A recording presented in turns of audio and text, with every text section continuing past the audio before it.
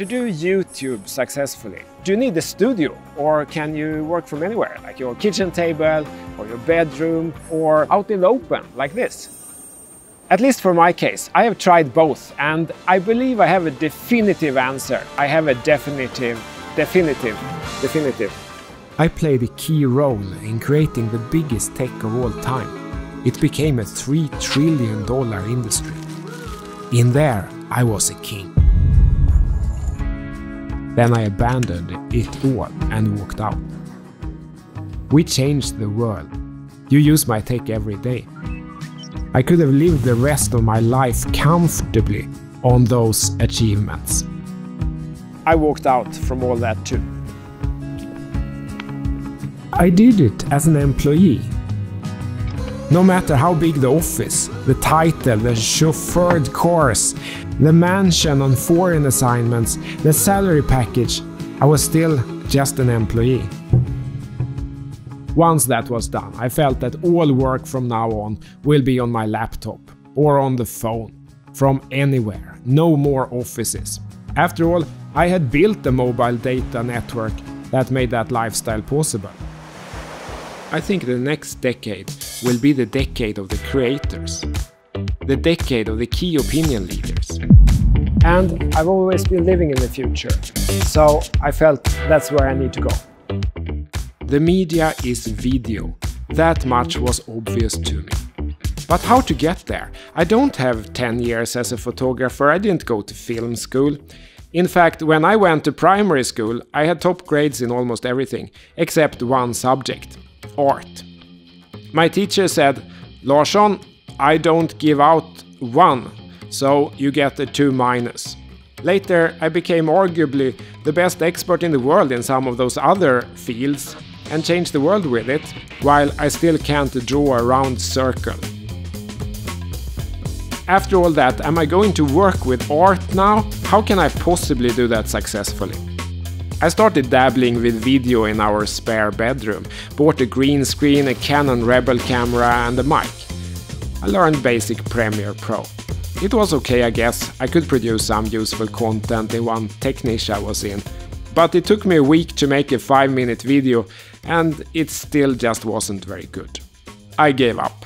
I used the equipment to do Skype calls instead, thinking I'll just go back to more of my comfort zone and consult some big corporate CTOs or CEOs. But then I felt I just can't do that. I can't go back to an office life. I just can't.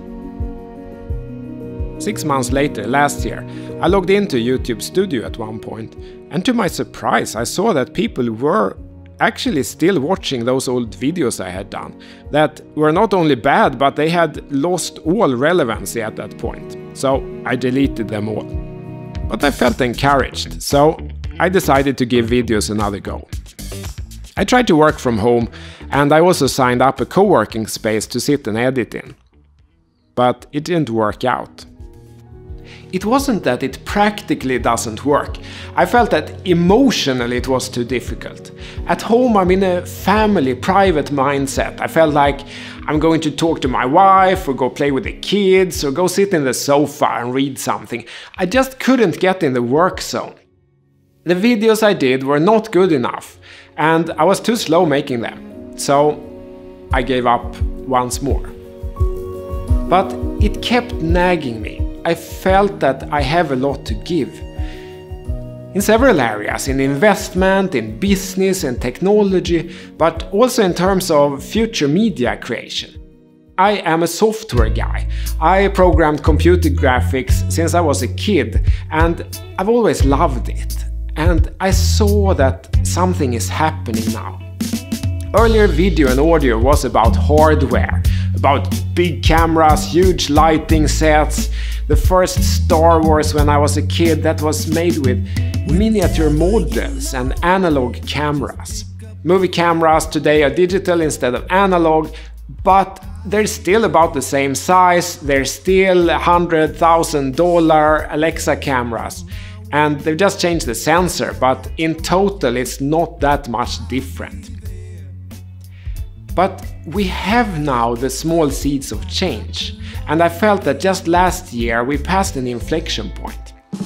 The latest iPhone has better dynamic range than those $100,000 cinema cameras, because instead of building a hugely complex sensor, they simply take 2 pictures. So maybe it has 10 stops of dynamic range on each picture, but when adding that up together it can become up to 20 stops of dynamic range, while an advanced cinema camera has 15 or maybe 16 stops of dynamic range.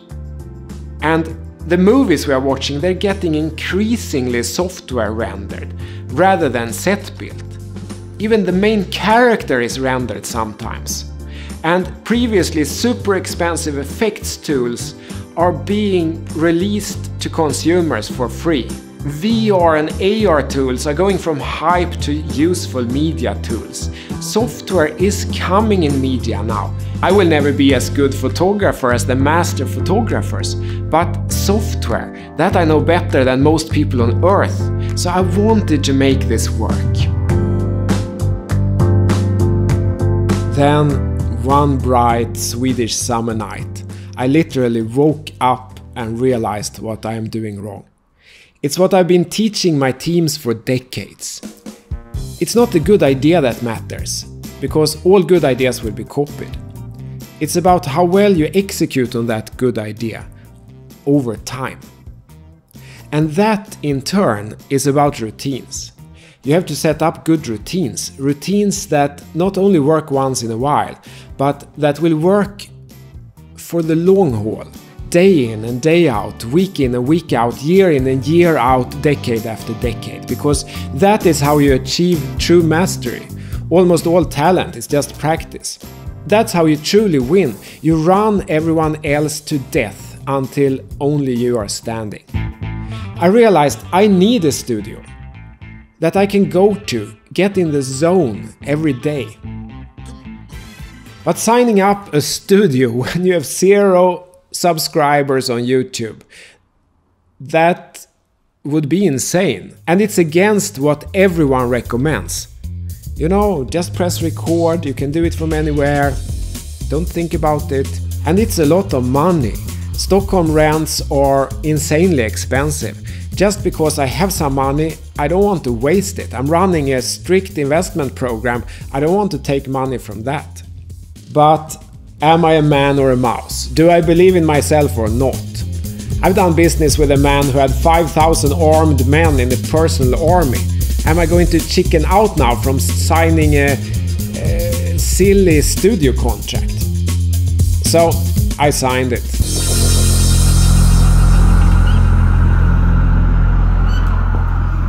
I felt happy but also slightly nauseatic. What have I done? But then I thought I have a specific course on my investment side that I needed to record, so I motivated it with that, and that would kind of justify the cost. Then I began recording and no! Hallå, hallå, hallå. Unusable. The audio is unusable. I hadn't realized how big echo there was. And time was up, so I had to go back and record in the living room again during the hours my family was out.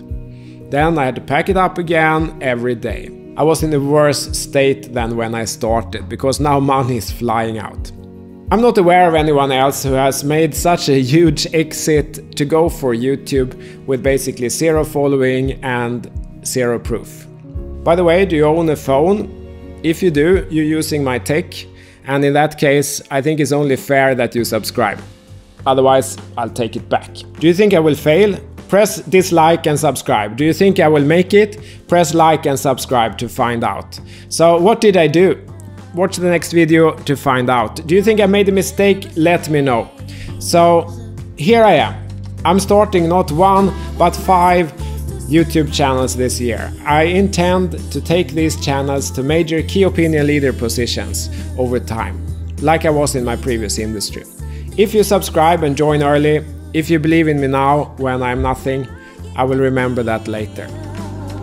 Yes, I think you do need a studio. The bar for what will be good enough will go up on YouTube. Average will no longer cut it. now it's time for me to take off this jacket, start fixing the studio, watch the next video for that. Larsson out, thank you, hej då!